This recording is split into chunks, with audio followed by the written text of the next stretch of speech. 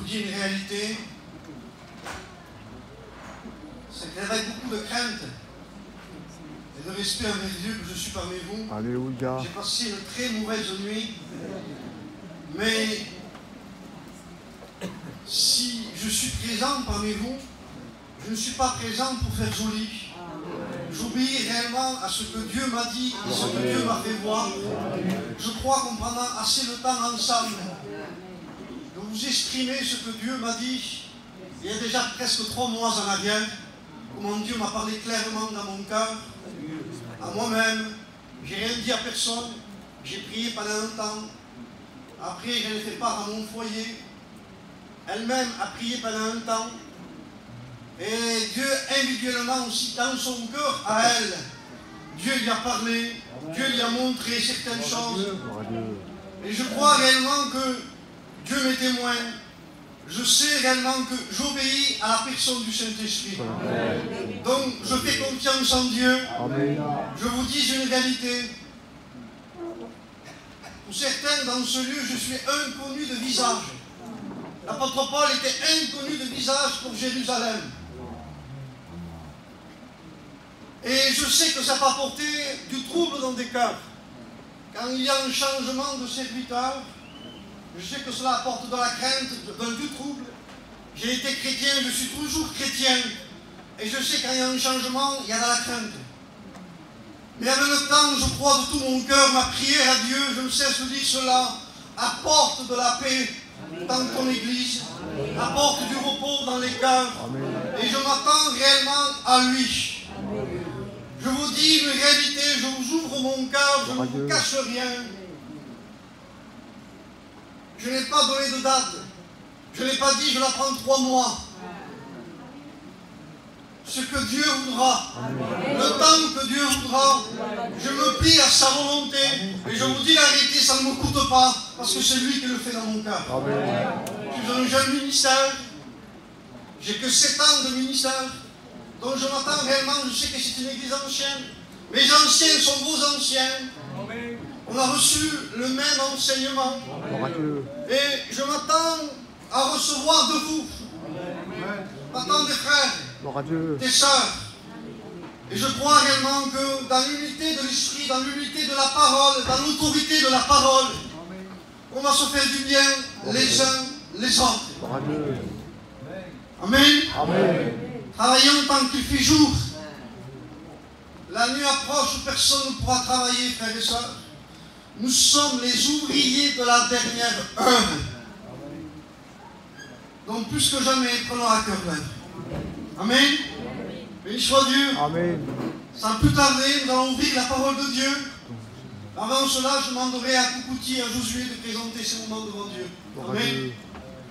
Notre Père, nous te louons et nous te bénissons parce que tu es là pour montrer ce que nous ignorons. Te prions, Père Céleste, de te servir, Seigneur, de tes serviteurs, parce que souvent je sais, lorsque tu vas parler, tu t'es servi de ta parole. Ce qui annonce ta parole, c'est les ministères. Je prie de les bénir. Dans le nom de Jésus, il y a toi toute ta gloire, l'honneur, la victoire et les actions de grâce. Dans le beau nom de Jésus. Amen, notre Père. Nous te bénir, Seigneur. Amen. Te remercier. Oui, cette grâce particulière. Alléluia. Que tu nous as fait un jour, Seigneur. Savoir révéler dans nos cœurs, dans nos vies. Donc, fais-de-nous des fils de Dieu. Merci, notre Père, ce matin, d'être là. Amen. Au vu de ta personne divine. Accueillons-nous, Seigneur, que les paroles de la vie. Amen. Jamais homme n'a parlé comme toi, Seigneur. Oui, Amen. Que tu passes pour notre bien, Seigneur. Et puis de bénir ton serviteur. Amen. Que soit ainsi par l'Éternel. Oui, Seigneur. Au nom de Jésus, dispose nos cœurs. À l'écoute de ta parole, Seigneur. Amen. Et ta parole, Seigneur, se dépose au profond de nos cœurs. Afin qu'elle produise le fruit que tu attends. Pour que tu en sois toi seul glorifié. Au nom de Jésus. Amen. Amen. Amen. Amen. Béni soit Dieu. Alléluia. Pour ceux qui ont la parole de Dieu, on prend dans la deuxième épître de Pierre. Deuxième épître de Pierre, chapitre 1, verset 5. 2 Pierre 1, verset 5, nous dit comme cela.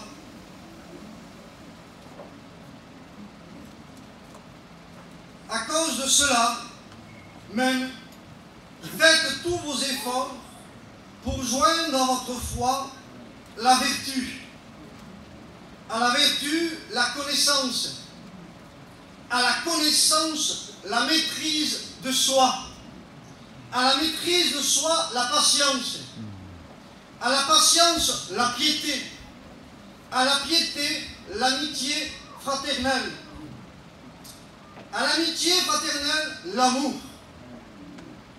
Car si ces choses sont en vous, et si elles sont avec abondance, elles ne vous laisseront point oisifs, ni stériles, pour la connaissance de notre Seigneur Jésus-Christ. Alléluia. Que Dieu soit béni. Amen. Que Dieu soit glorifié pour sa parole. La parole de Dieu est là. Elle nous enseigne clairement ce matin. Elle nous dit comme cela, faites tous vos efforts. C'est-à-dire qu'il y a une part de l'homme. Ce que Dieu doit faire, il le fera. Ce que tu ne peux pas faire, ce que je ne peux pas faire, Dieu s'en chargera. Amen. Mais ce que tu peux faire, toi, Dieu ne le fera pas. Amen. Tu as ta part. Et nous avons notre part ce matin. Amen. Et nous avons notre part chaque jour que Dieu fait. De disposer nos cœurs. Amen.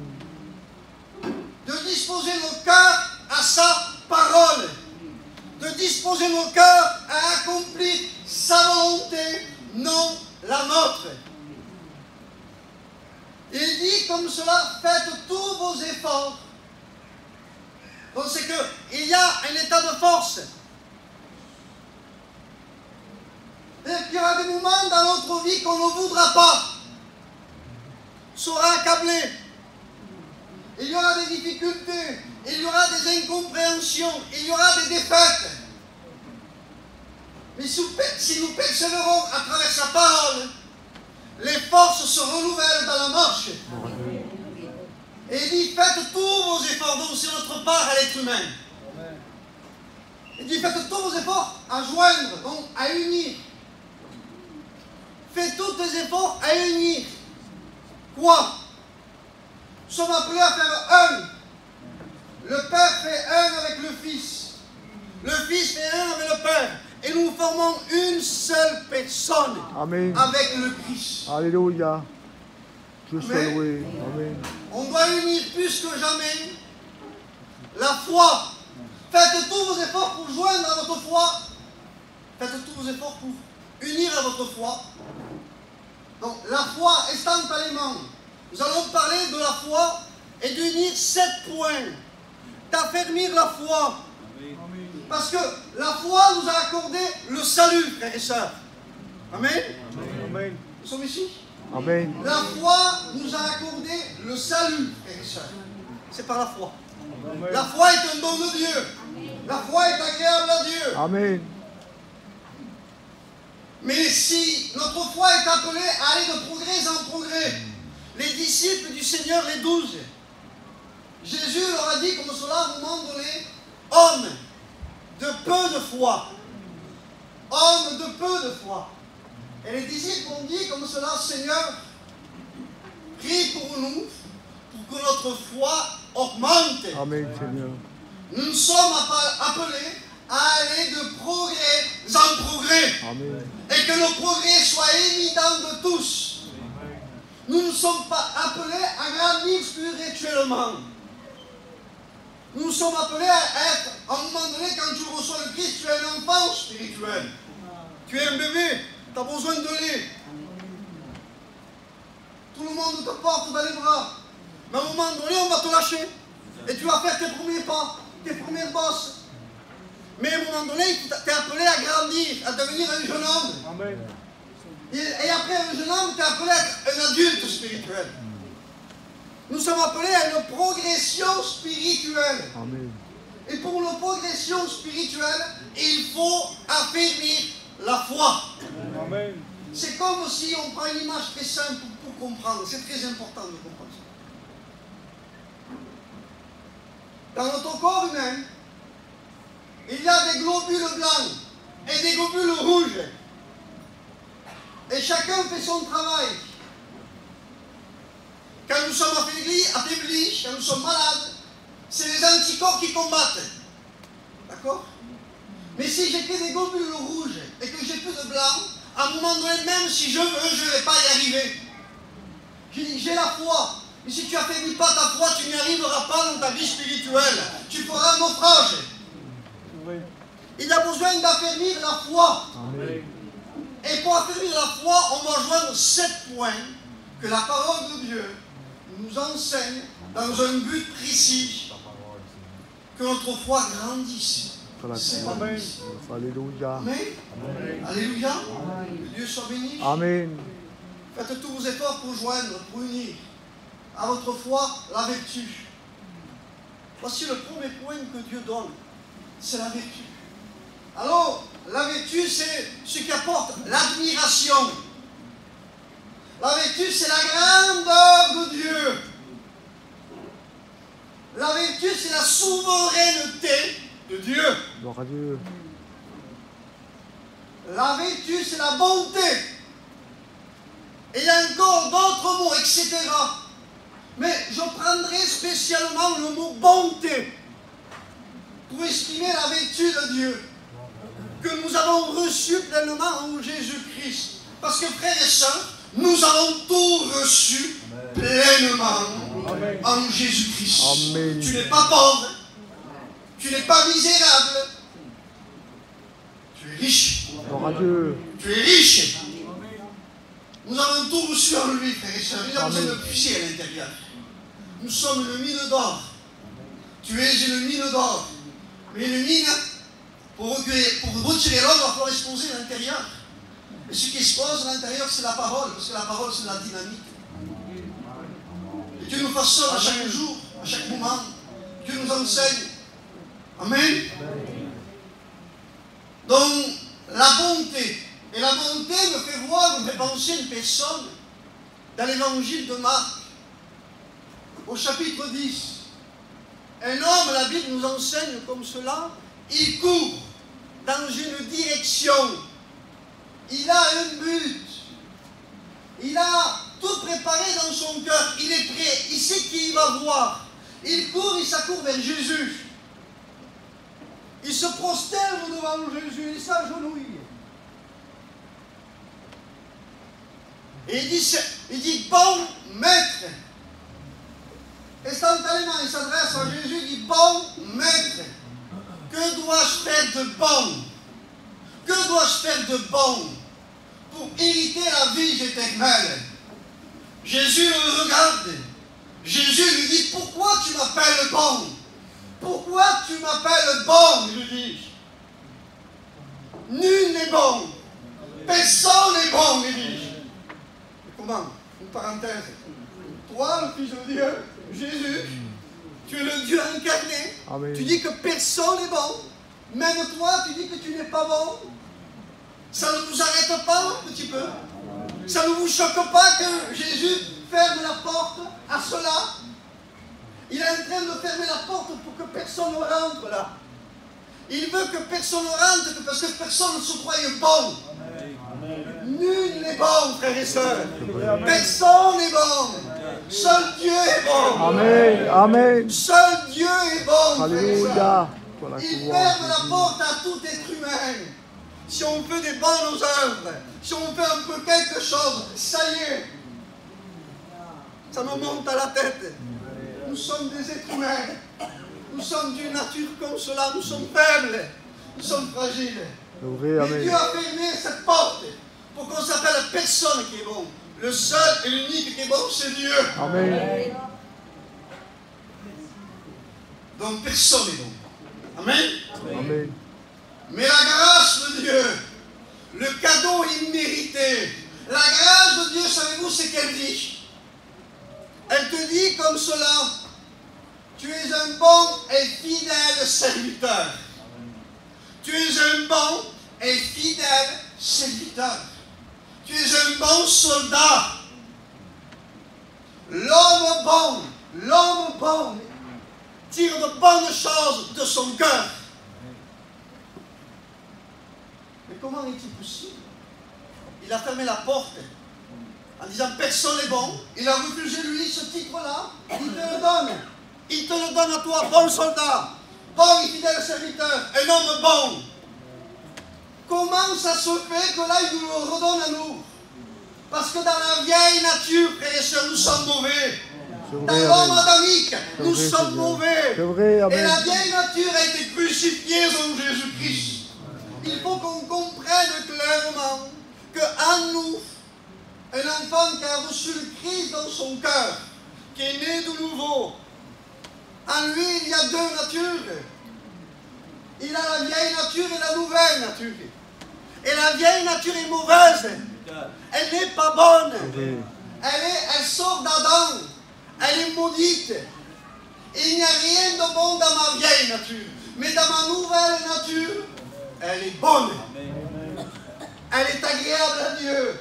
Parce qu'elle est à la ressemblance de Dieu. Elle est à l'image de Dieu. Amen. Il soit Dieu. Amen. Que Dieu soit béni. Amen.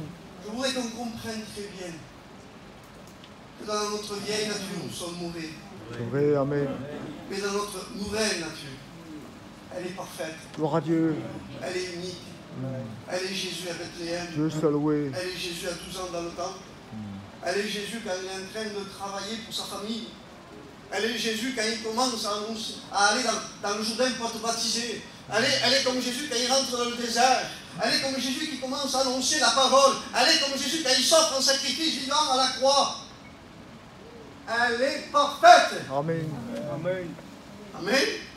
Faites tous vos efforts pour joindre à votre foi la vertu. La vertu va te faire joindre à quoi maintenant? À la connaissance. À la connaissance. Mais entre vous et moi, on n'aurait pas placé la connaissance en premier. Mon peuple périt faute de manque de connaissance. Osée 4:6. Mon peuple meurt faute de manque de connaissance. Mais on aurait mis en premier Jean-Paul. Nous, la connaissance. Mais il met en premier la vertu. Mais pour quelle raison il fait cela? Il fait ça dans un but précis. Il veut qu'on sache que nous sommes mauvais dans notre vieille nature. Il veut qu'on se rappelle parce que nous sommes des auditeurs oublieux. Nous sommes des auditeurs oublieux. Vrai, amen. On oublie vite. On est vite pris par le train de cette terre. Tout est là pour nous faire oublier. Tout est là pour nous charger. Tout est là pour nous captiver.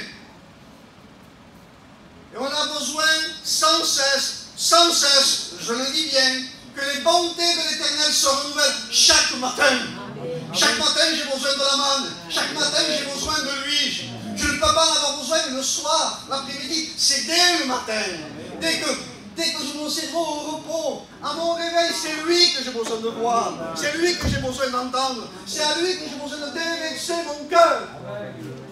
Il est mon confident. Amen. Il est mon bien-aimé. Alléluia. Il est celui qui est fidèle envers moi. Amen. Mais il est toujours présent dans nos vies pour celui qui se tient présent devant lui. Amen.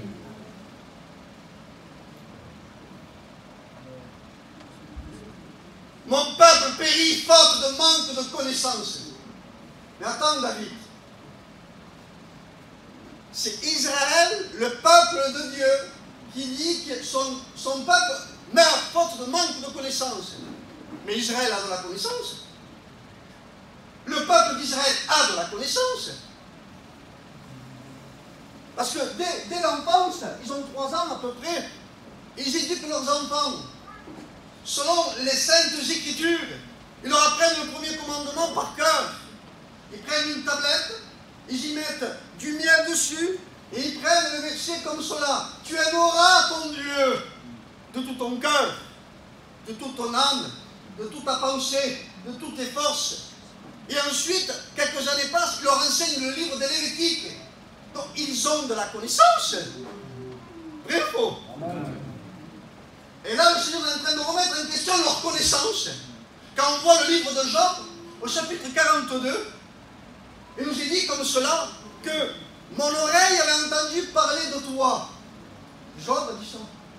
Mon oreille avait entendu parler de toi.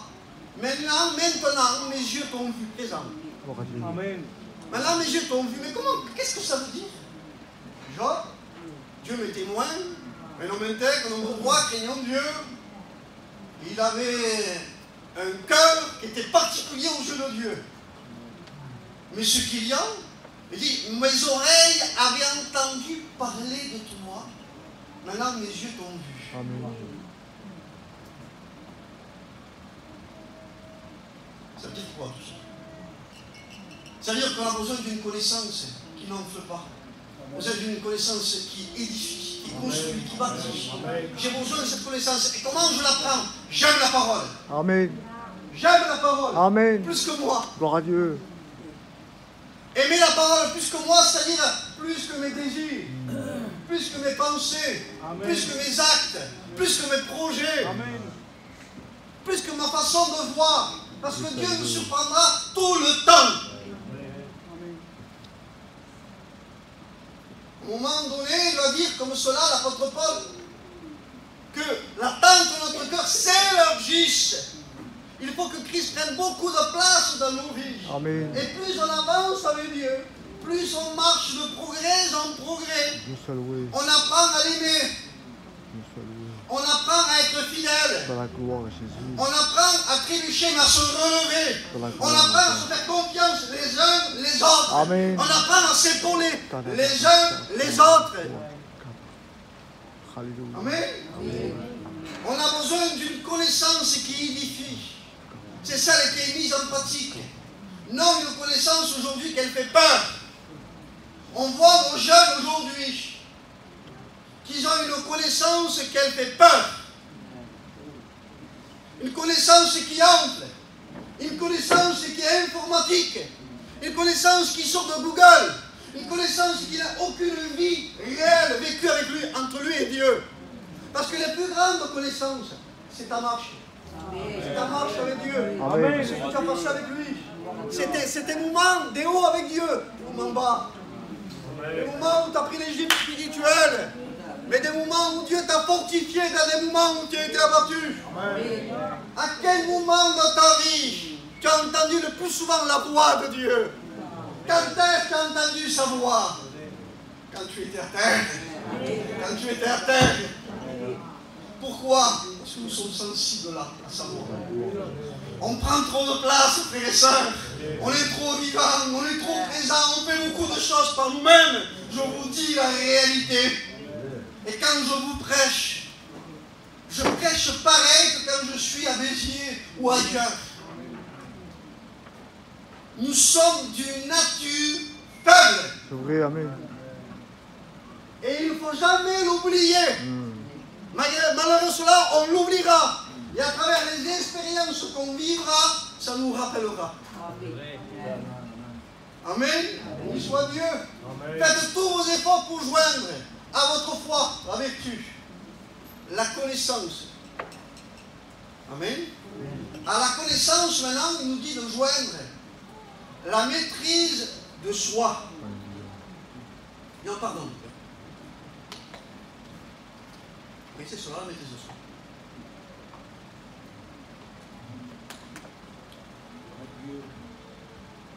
À partir que tu as joint à la vertu, à la foi, que tu as joint à la vertu, la connaissance, maintenant tu es appelé à joindre la maîtrise de soi.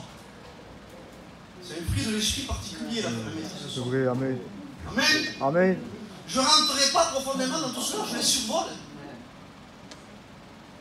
C'est à vous après, dans ce qui vous a fait du bien, à prendre la parole de Dieu chez vous, ou par dans ta voiture dans un coin, sous un arbre, te mettre là et méditer le mot, la pensée qui t'a fait du bien, pour te nourrir intérieurement. Parce qu'on a besoin, frères et sœurs, comme cela, la Bible dit dans Josué 8, il ne dit pas lis la parole, il dit médite la parole. Et ne t'en détourne ni à gauche ni à droite et tu réussiras dans tes entreprises. il y a besoin de méditation de la parole, mais on ne médite pas n'importe quoi, on médite ce que nous avons besoin à l'intérieur de notre âme. Et là, tu vas te nourrir spirituellement. Et il y a besoin de savoir lire la parole de Dieu selon ce qu'on vit. Quand on écoute un message, il m'a fait du bien ce message, mais parce qu'il a touché ce que tu vivais. Mais si tu lis ce que tu vis, ça va te faire du bien aussi. Amen. Et on a besoin de lire comme cela la parole de Dieu et d'aimer la parole. Amen. Ça va prendre le temps pour la parole. Alors il dit que la maîtrise de soi. On pourrait parler sur diversité, sur la maîtrise de soi, mais la maîtrise de soi, voici ce que je voudrais parler clairement. C'est au juste maîtriser sa vieille nature. L'apôtre Paul a dit comme cela: tout ce que ma chair, tout ce que mon corps, tout ce que ma vieille nature, tout ce que l'homme adamique demande. Il dit, je fais le contraire. Je le maltraite. Je le tiens assujetti. Et nous sommes appelés à ne pas suivre les penchants de notre chair. Parce que notre chair est ennemie de Dieu. Amen. La chair a des désirs contraires à ceux de l'esprit. Amen. Et l'esprit a des désirs contraires à ceux de la chair. La chair a des actes, Galates 5. Le fruit de l'esprit a un fruit, Galates 5. Je crois qu'à l'intérieur de nous, il y a pleinement deux individus. Qu'à un moment donné, il faut ligoter, il faut maltraiter la vieille nature. Amen.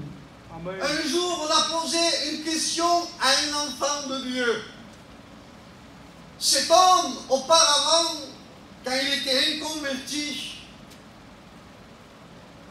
son travail à lui, c'était de faire des combats de chiens. Il organisait des combats de chiens et des paris. Et lui, quand il mettait un chien et qu'il pariait sur un chien, son chien était toujours gagnant. Il gagnait tout le temps. Alors les frères, ils ont dit, quand il était chrétien, baptisé, il a dit, frère, dis-nous comment ça se fait que tu gagnais tout le temps. Il dit, parce que tout simplement, c'est moi qui organisais les combats.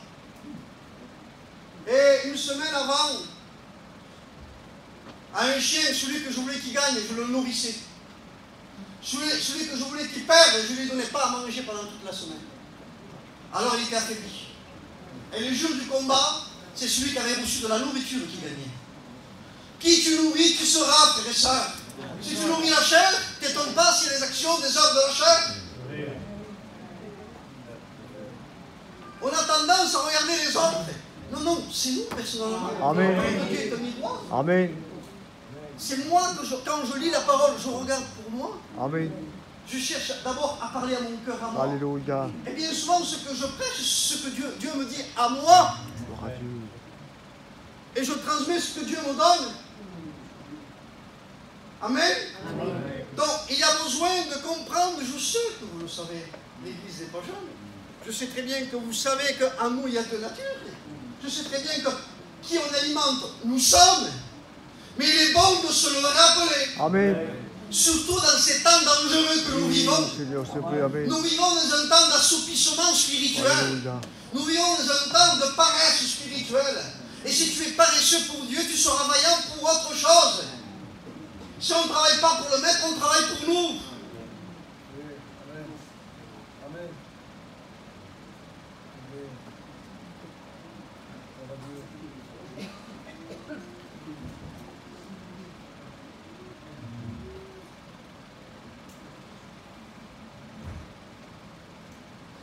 La Bible nous enseigne que ce qui est chair est chair, et ce qui est esprit est esprit.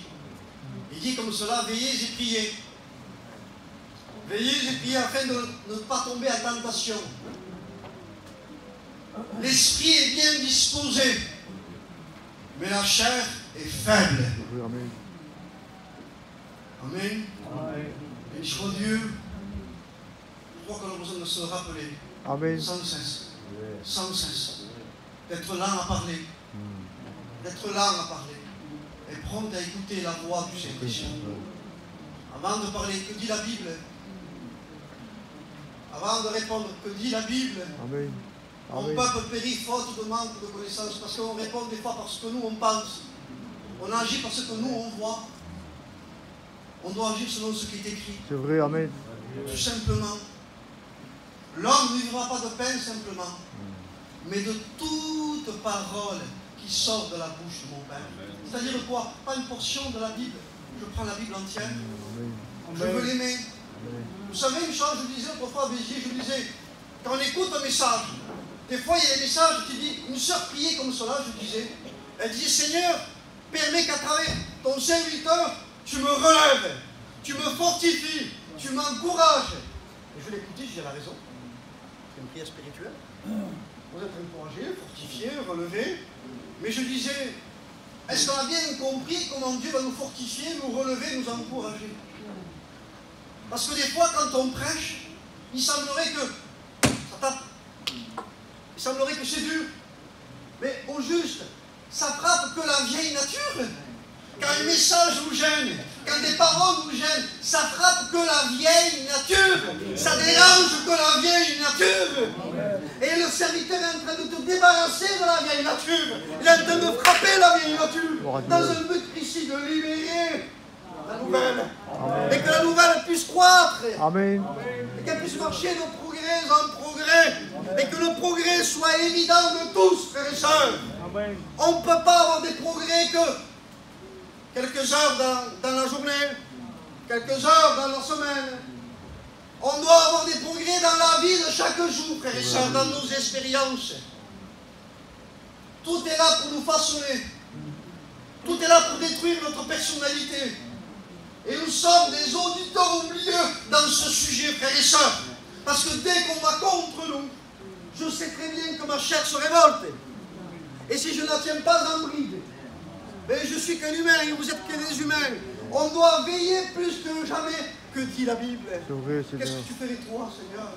Seigneur, je ne désire pas être un charnel. Je désire être un fils rempli du Saint-Esprit. Je désire être débordant du Saint-Esprit. Je désire l'ivresse du Saint-Esprit. Gloire à Dieu. À partir de là, ta parole devient une lampe à tes pieds, une lumière sur ton sentier. À partir de là, Dieu va donner des clartés dans ton chemin, dans ta vie. Dieu va te montrer ce que tu dois faire pour lui. Dieu va te diriger, il va te tracer le chemin dans ton cœur. Dieu donne des lumières, frères et sœurs.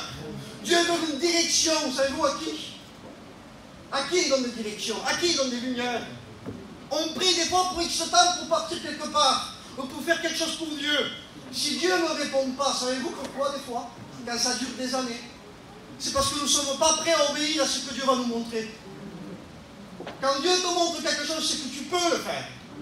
Va avec la force que tu as et c'est que tu vas obéir. C'est devant un choix d'obéir ou de désobéir. Mais sache une chose, qui aura des conséquences dans ta vie spirituelle. Elle ne progressera pas, elle peut stagner. Et stagner, c'est un danger. Nous sommes appelés à avoir la vie du Saint-Esprit. Amen. Plus que jamais. Amen. Amen. Il soit Dieu. Que Dieu soit béni. Amen. Je vais faire plus court. Excusez-moi. Faites tous vos efforts pour joindre à la foi la vertu. À la vertu, la connaissance. À la connaissance, la maîtrise de soi. 4. Maintenant, la maîtrise de soi, la patience. On pourrait parler sur beaucoup de sujets. Sur la patience. Mais il y a un sujet qui me tient à cœur, plus que tous les autres. À un moment donné, la patience, c'est quoi? C'est dans ce sujet-là que je voudrais en parler très courtement. Dans 2 Pierre 3,15.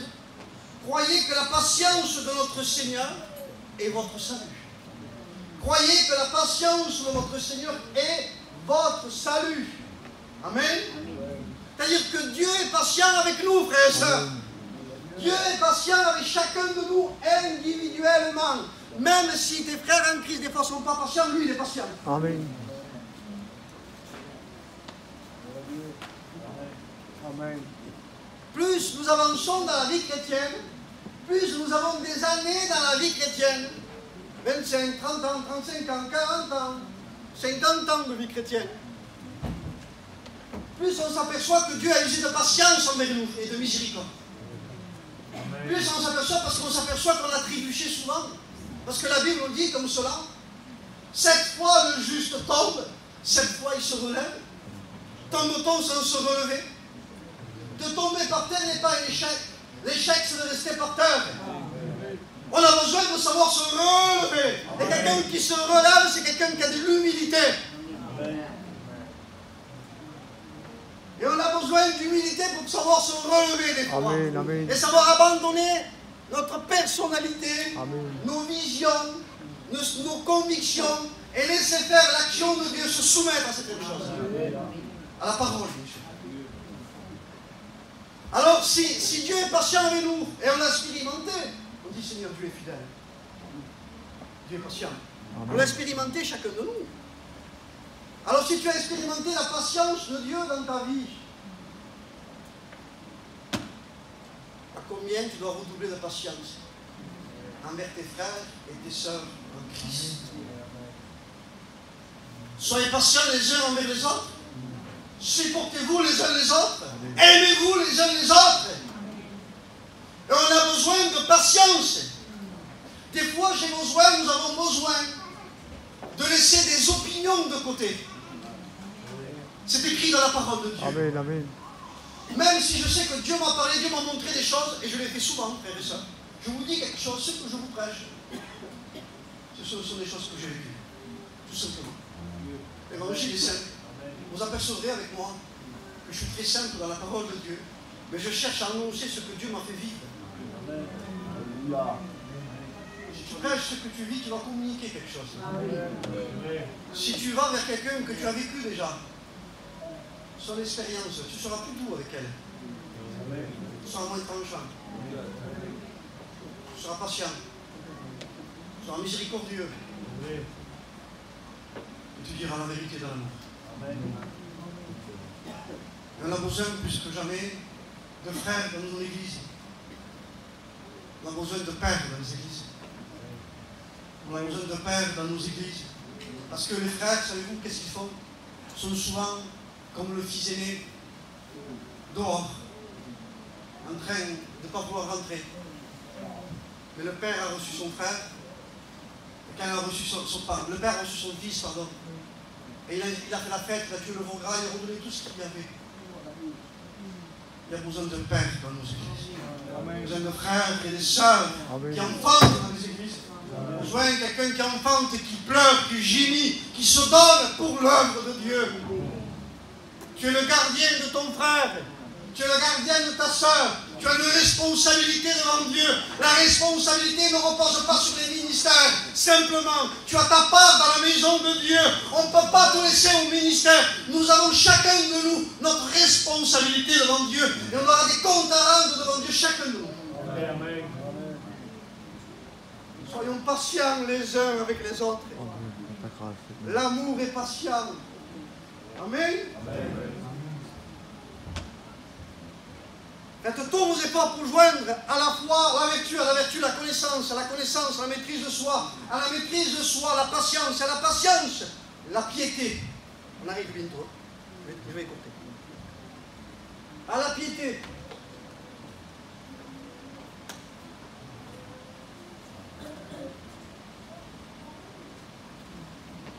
La piété, dans 2 Timothée 3,12, nous dit comme cela. Or, tous qui veulent vivre pieusement en Jésus-Christ seront persécutés. Une autre version va dire différemment. Elle va dire, tous qui se tiennent pieusement en Jésus-Christ seront persécutés et souffriront. Le vrai appel de l'enfant de Dieu, comme ils ont haï le Maître dans Jean 15, versets 18 à 21, si le monde vous haït, comme cela, si le monde vous haït, sachez qu'il m'a haï avant vous. Si vous étiez du monde, le monde aimerait ce qui est à lui. Mais parce que vous n'êtes pas du monde, et que je vous ai choisi du milieu du monde, à cause de cela, le monde vous haït. C'est mal, hein? Quand c'est ta famille qui te haït, mal, hein? Mal, hein? Tu auras pour ennemi les gens de ta maison. Hein? Tu auras pour ennemi les gens de ta maison. c'est pas le facteur qui va t'embêter. C'est pas celui qui roule en voiture, même s'il se fâche. Je passe en route. Et quand c'est comme ça, c'est mal, hein. Et tout est là pour nous façonner. Tout est là pour nous faire ressembler à Christ. Il a appris l'obéissance par ceux qu'il a souffert. Et l'évangile sans souffrance, frères et sœurs. Et l'évangile sans persécution, frères et sœurs. Et l'évangile sans renoncement, frères et sœurs. Et l'évangile, Jésus nous a annoncé. Celui qui veut me suivre, celui qui veut me suivre, c'est Jésus qui a dit ça en personne, l'amour en personne. Il a dit celui qui veut me suivre, s'il ne renonce pas son père, à sa mère, à ses frères, à sa femme, à son mari, à ses enfants, à ses êtres les plus chers, à ses amis, s'il ne renonce pas à lui-même, et s'il ne charge pas de sa croix, il n'est pas digne du royaume des cieux. Porter sa croix, frères et sœurs. Quelqu'un qui porte sa croix, ça se voit, ça se sent, ça s'entend.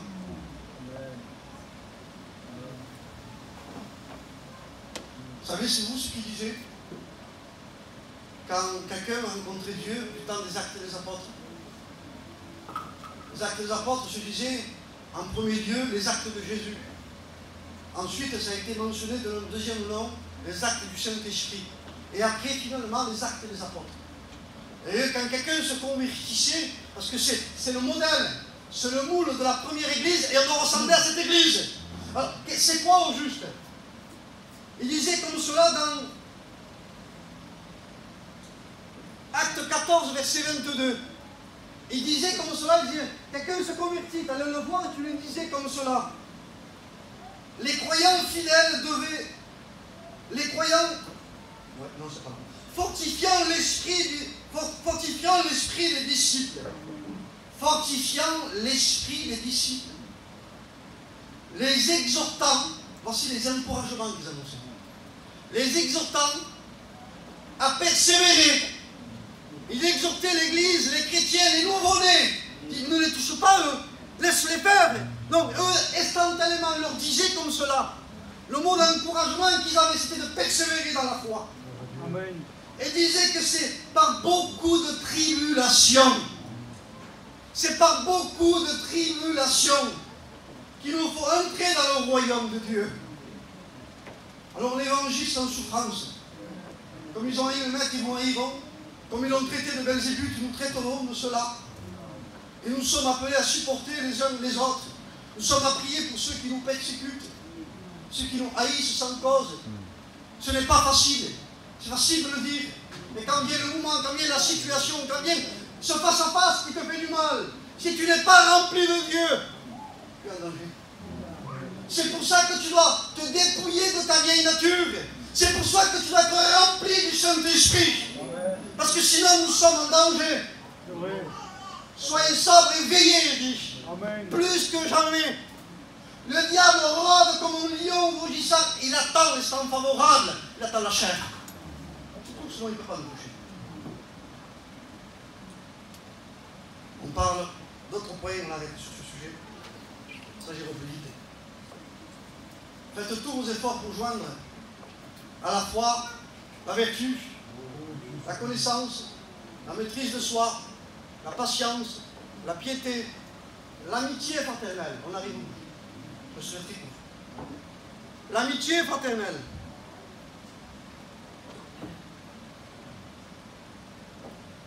Dans l'amitié fraternelle, il y a le mot ami. C'est-à-dire que l'amitié fraternelle, il y a des amis dans nos églises. Il y a des préférentiels. Pas qu'on est différent avec les autres, non, c'est pas ça. C'est qu'on a plus d'affinité. Des fois, on a un peu plus de contact. Des fois, involontairement, on fait du mal. On est maladroit. On est maladroit. Et on s'excuse de cela. Mais des fois, il est vrai qu'on finit la réunion, on va parler toujours avec les mêmes. On se téléphone, on se visite toujours avec les mêmes. On va manger un morceau toujours avec les mêmes. Parce qu'il y a de l'amitié. Et on s'est unis dans cela. On s'aime, on se comprend. On a la même vision, le même dialogue. On a la même façon de voir. Donc, ça crée de l'amitié fraternelle. Et nous sommes appelés, la Bible dit, qu'il est bon, qu'il est doux, pour des frères, de demeurer ensemble. Amen. Amen. C'est là qu'il envoie la bénédiction. Gloire à Dieu. Il n'envoie pas ailleurs. On a besoin, plus que jamais, dans ces temps que nous vivons, de redoubler de vigilance et d'être unis. Amen. Un frère, il y a des années, en prêchant, avait dit cela. Il a dit, il avait plusieurs enfants, une grande famille. Et ses enfants marchaient dans un bois avec lui. Et à un moment donné, un enfant a pris un morceau de bois et il a cassé. Il doit y avoir la force que j'ai. Il a cassé. Ça a été facile. Et son père a dit, oui, c'est vrai, mon fils. Mais tu vois là, j'imagine, vous êtes 7 frères et sœurs. Et vous allez prendre chacun de vous un morceau de bois. Alors les enfants ont pris chacun d'eux un morceau de bois et chacun l'ont uni, ils l'ont joint. Et le père a pris tout, il a récolté tous les morceaux de bois, il a pris les 7 morceaux et il les a unis comme cela. Il a dit à son fils, maintenant mon fils, casse le morceau de bois, casse-le. Et bien sûr qu'aucun des enfants n'a pu le casser. Il lui dit, mon fils, tant que tu seras uni avec tes frères, avec tes soeurs, tu seras fort. Amen. Quelqu'un qui est isolé, quelqu'un qui est seul, il est faible. Même si c'est un homme de Dieu, tout tard, ça cassera. Il peut être un homme de Dieu, je vous garantis, tout tard, il cassera. C'est obligé. J'ai besoin de vous, vous avez besoin de moi. Amen. Il a besoin de vous, vous avez besoin de lui. Amen. Dans la barque, ils étaient tous ensemble. Ils partaient 2 à 2. Et quand ils partaient quelque part, ils prenaient les 3 colonnes, Pierre, Jacques et Jean. Ils unissaient tout le temps. Et nous sommes appelés à rassembler le troupeau de Dieu. Amen. À unir le troupeau. Amen. Que Dieu soit béni. Amen. Le dernier point, il est parlé là de l'amitié fraternelle, d'amis, d'avoir des sentiments. Le mot amitié fraternelle, c'est pas simplement avoir de l'amitié avec un membre de nos familles, c'est avec un étranger. Ça se sent littéralement. Et à part cela, tu joins l'amour. Le 7e point, le dernier point que tu joins à la fois, c'est l'amour. Alors vous et moi, je vous pose une question. Comment vous le voyez? Comment ça se fait, les frères, que Dieu a placé l'amour en dernier? Comment est-il possible que Dieu place l'amour en dernière position? Je vous pose une question. Comment est-il possible? Parce que moi, je me la suis posée. Parce que tout disparaîtra, les frères. Les prophéties, les dons, tout disparaîtra, le parallèle, tout disparaîtra. Et ce qui demeurera, c'est l'amour. Corinthiens 13, c'est l'amour. C'est le fondement de la vie chrétienne. Si tu n'as pas d'amour, tu n'as rien. Tu es un symbole qui retentit. Celui qui est né de Dieu aime. Amen. Normalement, quelqu'un qui est né de Dieu, c'est la semence, les gènes de Dieu. Il a les gènes de Dieu. Comme nous avons les gènes de nos parents, des fois on ne ressemble pas physiquement à un père, mais des fois nous avons ces gènes, ces actions, ces paroles, même un grand-père. Parce qu'il y a les gènes à l'intérieur. D'accord? Et nous devons avoir les gènes du Fils de Dieu, tout enfant de Dieu. Amen. Et nous sommes appelés à aimer. Amen. Et il a mis la dernière position de l'amour.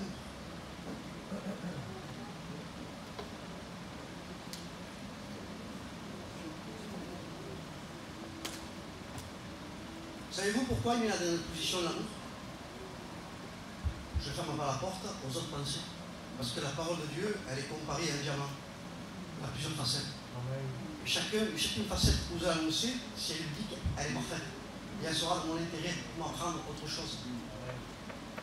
Mais comment Dieu me l'a fait voir, c'est qu'il met l'amour en dernière position dans un but précis. Sans l'amour, on ne peut rien faire. Imaginez-vous une chose, je prends une image avant.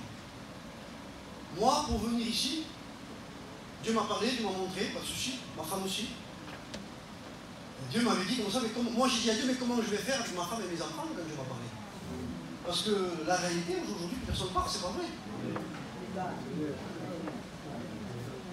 Donc, dans la réalité, c'est parce que Dieu m'a montré, Dieu m'a parlé, mais je me suis dit, Seigneur, comment je vais faire avec ma femme et mes enfants? J'ai un foyer, j'ai une maison, j'ai une famille, j'ai un travail, j'ai une église, tout se passe bien, pas de problème. J'ai le Seigneur, mes enfants, et j'ai un fils de 19 ans. Dis que tu as un fils de 19 ans de quitter sa ville. J'ai une fille de 14 ans et de 12 ans. Et Dieu me dit comme cela. Dieu me dit comme cela quand j'ai parlé avec Dieu. Dieu me dit textuellement, audiblement dans mon cœur. Je loin mon serviteur d'une huile fraîche pour une fonction spéciale. Je m'occupe de tes affaires. C'est moi qui m'occupe de toi. C'est moi qui m'occupe de toi. Alors, toutes les fois où j'avais des pensées, que je voyais des choses devant moi, parce que la logique paralyse la foi. Ne rentrez jamais dans les logiques, vous êtes perdants. La foi, c'est je crois à ce que je ne vois pas. J'espère. Heureux ceux qui ont cru sans voir arriver au Dieu. Alors qu'est-ce qui se passe? À un moment donné, mes enfants, mes filles faisaient que pleurer. Je suis un père, j'aime mes enfants. Ah, et mon fils, je me dis, je ne vais pas. Je vais comprendre. Et là, Seigneur, j'ai dit, mais Seigneur, tu m'as dit, Seigneur, que tu t'occuperais de moi. Alors, Seigneur, je te fais confiance. Je dis rien à mes enfants et je prie. Parce que ce que tu commences, tu le termines parfaitement. Amen. Ce que ta bouche dit, ton bras l'accomplit. Amen. Alors, je priais très vitement, très vite, quelques jours. Leur état de cœur a changé. Mon fils m'a dit oui. Donc moi je vois le miracle de Dieu. Ah bien sûr que la plus petite, il a fallu qu'il fasse un cadeau. Ça m'a coûté 400 euros, hein. 190 euros la bouche. Et là elle m'a dit, papa c'est bon. Mais parce que personne ne veut faire souffrir, parce qu'on aime. D'accord? Et quand on aime, il y a des actes, frères et sœurs. De ce que je suis en train d'exprimer, il y a des actes. Et c'est par amour pour Dieu que j'accomplis sa volonté. Amen. Amen. Ce que je voudrais faire comprendre, Dieu met en une exposition de l'amour. Pourquoi? Parce que tout simplement, il faut de la maturité pour aimer. Un enfant ne sait pas aimer. Il aime, mais il ne sait pas manifester l'amour. Il aime que dans un égoïsme, tout pour lui, rien pour toi. C'est naturel, c'est comme cela. C'est dans sa façon d'être, c'est dans sa nature. Et spirituellement, quand nous sommes au niveau d'être un enfant, on manque d'amour. Et on veut que nous aime. Mais il faut. C'est bon quand un frère vient vers toi, une soeur, entre soeurs, elle vient et qu'elle te tape à l'épaule, qui fait comme Habakkuk, qui veut dire celui qui embrasse, celui qui serre dans ses bras. Il est bon des fois. Ça fait du bien quand tu es épuisé, quand tu te sens un peu rejeté, mis de côté. Tu sens que tu as besoin d'être aimé. La règle d'or dans la parole de Dieu, c'est Luc 6, 31. Tout ce que tu veux qu'on te fasse, fais-le toi en premier. Alors nous sommes appelés à aimer. Et on sent que le niveau, quand nous sommes bébés spirituellement, on a des difficultés à aimer. On veut être qu'aimer. Alors on grandit, on devient un jeune homme. Un jeune homme, c'est moitié homme, moitié enfant encore. Il est en train de se chercher. Donc il a une attitude, un langage d'homme, mais un cœur d'enfant. Il prend vite des colères. Il change vite d'avis. Il est variant. Vrai ou faux? On ne le retrouve pas dans nos maisons. On ne le retrouve pas dans nos églises. On sent que des fois il y a un manque de maturité. On se fâche pour un oui, pour un non. La vérité. Parce qu'il y a un manque de maturité, il y a un manque d'amour. La voie par excellence, c'est quoi? C'est quand je suis un adulte. Vous me permettez de lire? Amen. Je terminerai comme cela. Vous le connaissez parfaitement. Voici qu'est-ce que c'est l'amour dans la maturité spirituelle. Et sans les ingrédients, qu'on doit ajouter à la foi. Ces 7 points, on n'y arrivera pas à grandir spirituellement. On aura une connaissance, mais il n'y aura pas de pratique. Il y a besoin de pratique dans la maison de Dieu. Quand je parlerai les langues des hommes et des anges, si je n'ai pas l'amour, je suis un airain qui retentit. Une cymbale qui retentit. Quand j'aurai le don de prophétie, la séance de tous les mystères, toute la connaissance, quand j'aurai même toute la foi jusqu'à se transporter des montagnes, si je n'ai pas l'amour, je ne suis rien. Quand je distribuerai tous mes biens pour la nourriture des pauvres, c'est beaucoup. Hein? Quand je livrerai même mon corps pour être brûlé, mettez-moi sur le sommet. Si je n'ai pas l'amour, cela ne me sert à rien. On peut faire des œuvres, on peut faire des actes. Parce qu'on s'aime. On n'aime pas Dieu. On veut que les gens pardonnent. C'est tout différent. Dans le monde, il y a des gens qui payent à tout le monde. Ils rentrent dans un bar, ils payent tout. Ils rentrent dans un restaurant, ils payent tout. Est-ce parce qu'ils vous aiment? Je parle du monde. Non, des fois non. Des fois, ils parlent parce qu'ils vous aiment. Mais des fois, c'est parce qu'ils veulent qu'on parle de lui. L'amour, voici le véritable amour. L'amour est patient. L'amour est patient. Il est plein de bonté. L'amour n'est point envieux. L'amour ne se vante point. Il ne s'enfle point d'orgueil. Il ne fait rien de malhonnête. Il ne cherche point son intérêt. Il ne s'irrite point. Il ne s'irrite point. Il ne soupçonne point le mal. Il ne se réjouit point de l'injustice, mais il se réjouit de la vérité. Il excuse tout. Il croit tout. Il espère tout. Il supporte tout. L'amour ne périt jamais. Les prophéties seront abolies. Les langues cesseront. La connaissance sera abolie, car nous connaissons en partie. Et nous prophétisons en partie. Et quand ce qui est parfait sera venu, ce qui est partiel sera aboli. Lorsque j'étais enfant, je parlais comme un enfant. Je pensais comme un enfant. Je raisonnais comme un enfant. Lorsque je suis devenu homme, j'ai fait disparaître ce qui était de l'enfant. Aujourd'hui, nous voyons au moyen d'un miroir, d'une manière obscure. Mais alors nous verrons face à face. Aujourd'hui, je connais en partie. Mais alors je connaîtrai comme j'ai été connu. Maintenant, donc, 3 choses demeurent. La foi, l'espérance, mais l'amour. Mais la plus grande de ces choses, c'est l'amour. Amen. On prie le Seigneur. Amen.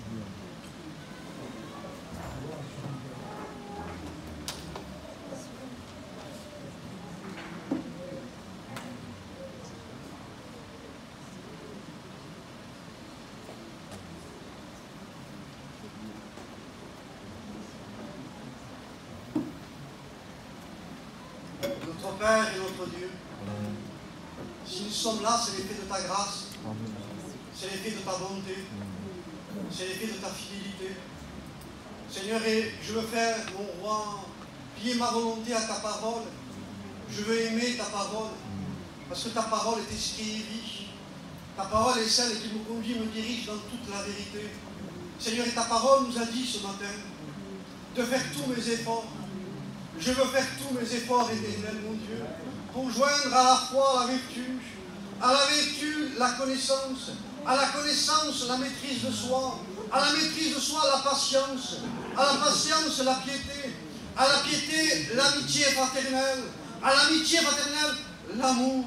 Seigneur, s'il te plaît, Seigneur, mon roi, de ma nature, de notre nature, Seigneur, c'est pas comme cela que tu veux connaître. Mais tu dis dans ta parole que l'amour de Dieu est répandu dans nos cœurs par le Saint-Esprit. Seigneur, oigne nos têtes d'huile et que notre coupe déborde. Dans le nom béni et glorieux de Jésus. Seigneur, tu soignes les blessures de mes frères, de mes soeurs. Tu relèves celui qui est atteint. Seigneur, tu fortifies celui qui a besoin d'être fortifié. Seigneur, tu viens chercher celui qui s'égare. Tu viens chercher celui qui est perdu. Tu te glorifies maintenant même. Et tu accordes par l'effet de ta bonté, par l'effet, Seigneur mon roi, Seigneur de ton tout accompli, une année de grâce. Une année de grâce dans chacun de nos cœurs. Une année de miséricorde pour chacun de nos vies. Seigneur, glorifie-toi maintenant même. Amen. Au nom de Jésus. Amen. Amen. Amen.